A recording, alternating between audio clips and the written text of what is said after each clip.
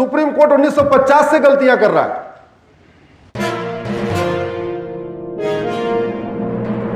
भारत माता की जय, भारत माता की जय, भारत माता की जय, जय श्री राम, जय श्री राम, राधे श्याम, राधे श्याम।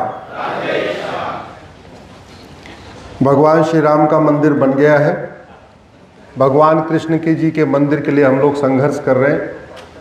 आप लोग राधे श्याम करते रहिए। बहुत जल्दी भगवान कृष्ण की जन्मभूमि पे एक भव्य मंदिर बनेगा, ये मैं वादा करके जा रहा हूँ। इस पवित्र भूमि को प्रणाम करता हूँ। छत्रपति शिवाजी महाराज, संभाजी महाराज को प्रणाम करता हूँ। संत ज्ञानेश्वर जी को प्रणाम करता हूँ। उन सभी महापुरुषों को प्रणाम करता हूँ जिन्होंने असंख्य यातनाएं झेली, जजिया दिया, टैक्स दिया, परेशान हुए, प्रताड़ित हुए, बेइज्जती सही, छुआछूत सहा, सब कुछ सहा, लेकिन धर्मांतरण नहीं किया।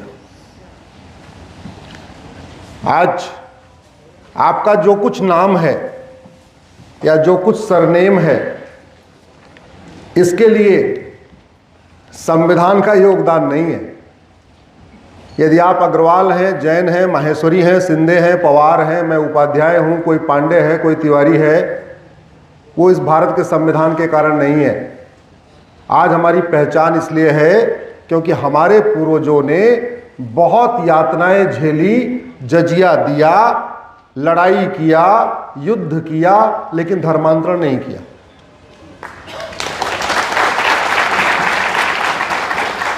और आज जो भारत में शांति भी है, वो भी इस संविधान के कारण नहीं है।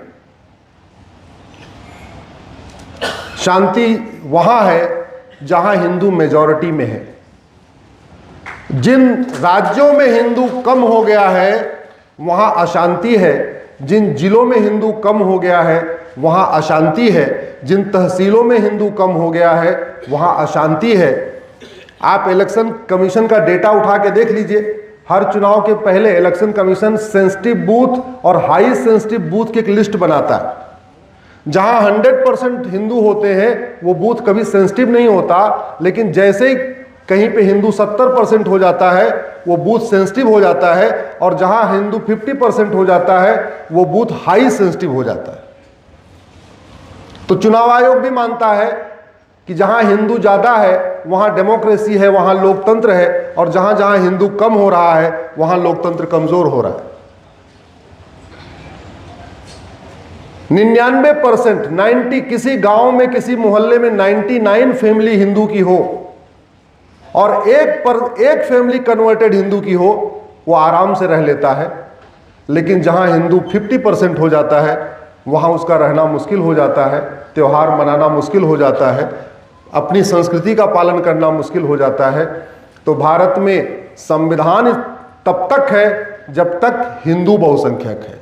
जिन 9 राज्यों में हिंदू खत्म हो गए, वहां ये संविधान काम नहीं करता। जिन 800 जिलों में से 200 जिलों में हिंदू खत्म हो गए हैं, वहां ये संविधान काम नहीं करता। जिन 6000 तहसीलों में से 1500 तहसीलों में हिंदू खत्म हो गए हैं, वहां ये संविधान काम नहीं करता। एक मैं और उदाहरण देता हूं। हमारे सुप्रीम कोर्ट के माननीय जज तो रोज कहते रहते हैं, भारत में सब लोग समान हैं और सबको फ्रीडम ऑफ रिलीजन है। अब भारत के माननीय सुप्रीम कोर्ट के जजों को सुनते सुनते पाकिस्तान के जज की यही बात कहने की हिम्मत पड़ गई। उसने कोर्ट में कह दिया कि पाकिस्तान के रहने वाले सब एक समान हैं और पाकिस्तान में सबको फ्रीडम ऑफ रिलीजन है। उसके बाद मुल्ला मौलवी सुप्रीम कोर्ट के अंदर घुस गए। सुप्रीम कोर्ट के जज साहब को अपनी कोर्ट से उठ के भागना पड़ा, चैम्बर में गए, सेना बुलानी पड़ी, सेना बुला के तब उनको पिछले दरवाजे से घर उनको ले जाया गया। तो भारत में सुप्रीम कोर्ट का सम्मान तब तक है जब तक हिंदू बहुसंख्यक है। यहां equality, justice, liberty, fraternity, unity, national integration का कॉन्सेप्ट तब तक है जब तक हिंदू बहुसंख्यक। यहां सबको सोचने की आजादी, सबको लिखने की आजादी, सबको बोलने की आजादी, सबको अपनी पसंद से वस्त्र की आजादी, अपनी पसंद से रहने की आजादी तब तक है जब तक हिंदू बहुसंख्यक है। कोई गलतफहमी पाल के न रखे कि भारत में जो कुछ चल रहा है वो केवल और केवल संविधान के कारण चल रहा है। संविधान हमारे लिए गाइडिंग फैक्टर है, लेकिन सच्चाई यह है कि संविधान को मानता कौन है? संविधान को मानते केवल हिंदू हैं। नहीं तो मंत्रियों के बयान आते हैं, हमारे लिए संविधान बाद में है, हमारे लिए पहले हमारा मजहब है। कभी किसी हिंदू ने नहीं कहा कि मेरे लिए वेद पुराण पहले है, संविधान बाद में। कि सुना आपने किसी को? नहीं। लेकिन आपने ये सुना होगा, हमारे लिए कुरान पहले है, हमारे लिए संविधान बाद में। ये अंतर है। दुर्भाग्यवश इस देश में बहुत सारी गड़बड़ियां हुई। हालांकि एक एक गड़बड़ी अब धीरे धीरे सामने आ रही है। मैं सुबह ब्रेकफास्ट कर रहा था तो राजगोपाल जी को मैंने बताया कि सुप्रीम कोर्ट केवल आज ही गड़बड़ नहीं कर रहा है। आज केवल इतना हो रहा है कि सुप्रीम कोर्ट कुछ गलत करता है तो फटाफट social media, print media, electronic media में उसकी समीक्षा शुरू हो जाती है। सुप्रीम कोर्ट 1950 से गलतियां कर रहा है। और गलती क्यों कर रहा है?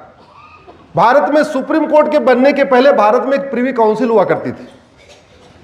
जो लोग लॉ के स्टूडेंट हैं, जो एडवोकेट हैं, उनको पता है सुप्रीम कोर्ट के पहले क्या होता था। यहां पे भाई ऐसे बात नहीं बनेगी, आपको जोर से बोलना पड़ेगा, आपकी आवाज यहां तक आनी चाहिए। सुप्रीम कोर्ट के पहले क्या होता था? Privy council. तो प्रिवी काउंसिल में जज भी अंग्रेज होते थे और प्रिवी काउंसिल में वकील भी ज्यादातर अंग्रेज होते थे। अब भारत में हम तो धर्म जानते हैं, बाहर धर्म का कॉन्सेप्ट ही नहीं है। तो उन्होंने धर्म को रिलीजन समझ लिया, जबकि धर्म और रिलीजन में जमीन आसमान का अंतर। धर्म जोड़ता है, रिलीजन तोड़ता है। पूरी दुनिया में झगड़ा धर्म का नहीं चल रहा है, पूरी दुनिया में झगड़ा किसका चल रहा है? रिलीजन का, मजहब का।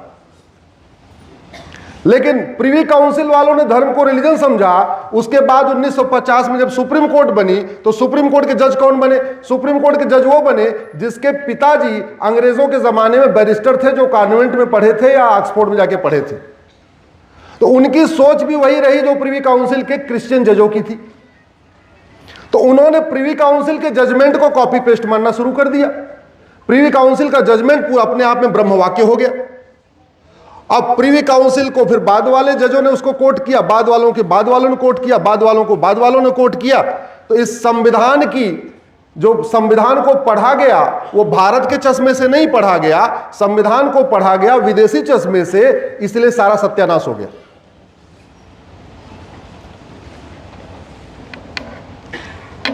सुप्रीम कोर्ट के जजों को यह पता ही नहीं कि भगवान राम का जो राज था वो कहां से कहां तक था।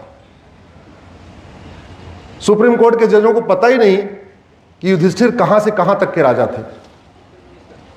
सुप्रीम कोर्ट के जजों को यह भी नहीं पता कि चंद्रगुप्त और अशोक कहां से कहां तक के राजा थे। अब गड़बड़ी कैसे हो रही है? न वेद पढ़ा, न पुराण पढ़ा, न बाइबल पढ़ा, न कुरान पढ़ा, लेकिन यह कह दिया ऑल रिलीजन आर इक्वल। पढ़ा नहीं, पढ़े होते तो अंतर समझ में आता कि वेद पुराण क्या कहता है और बाइबल कुरान क्या कहता है। अगर पढ़ा होता तो यह अंतर समझ में आता कि धर्म क्या होता है, रिलीजन क्या होता है। मेरी एक PIL धर्म और रिलीजन के ऊपर भी चल रही है, जिसमें मैंने नटसेल में बताऊं कि धर्म जोड़ता है, रिलीजन तोड़ता है। अब आम का पेड़ भी पेड़ है और बबूल का पेड़ भी पेड़ है। आम देता है फल और बबूल देता है, लेकिन सुप्रीम कोर्ट के जज ये कह रहे हैं चूंकि दोनों पेड़ है तो आर्टिकल 14 के अनुसार equality before law, equal protection of law, तो जितना खाद पानी आम को मिलना चाहिए उतना ही खाद पानी बबूल को भी मिलना चाहिए। अब ये बताओ माली का काम क्या है? आम और बबूल को दोनों बराबर कंसीडर करना, या आम को खाद पानी देना और बबूल को देखते ही उखाड़ के फेंक देना? क्या करना? जरूर से बोलिए जरा। लेकिन माली ये कह रहा है कि नहीं, आम भी पेड़ है, बबूल भी पेड़ है, हम दोनों को बराबर ही मानेंगे, दोनों को बराबर खाद देंगे, दोनों को बराबर पानी देंगे, दोनों की बराबर सिंचाई करेंगे, दोनों की बराबर रक्षा करेंगे। गड़बड़ी यही हो रही है। गड़बड़ी इसलिए हो रही है कि गिलहरी भी जंतु है और लोमड़ी भी जंतु है। माननीय सुप्रीम कोर्ट के जज कह रहे हैं equality before law, equal protection of law. जितना प्रोटेक्शन गिलहरी को मिलना चाहिए उतने प्रोटेक्शन लोमड़ी को मिलना चाहिए। तो लोमड़ी गिलहरी को खा रही है और वो अपनी जगह सही है, क्योंकि आर्टिकल 14 कहता है इक्वलिटी बिफोर लॉ, आर्टिकल 15 कहता है किसी से भेदभाव नहीं करना। तो वो कह रहे हैं किसी जीव जंतु से कोई भेदभाव करो ही मत। गड़बड़ी इसलिए हो रही है कि कह रहे हैं हिरन भी जानवर है, लकड़बग्घा भी जानवर है, तो जितना हिरन को खिलाओ पिलाओ उतना ही लकड़बग्घा को भी खिलाओ। अब हिरन खाता इतना और लकड़बग्घा खाता इतना, और लकड़बग्घे को जब मौका मिलता है हिरन को भी खा जाता है।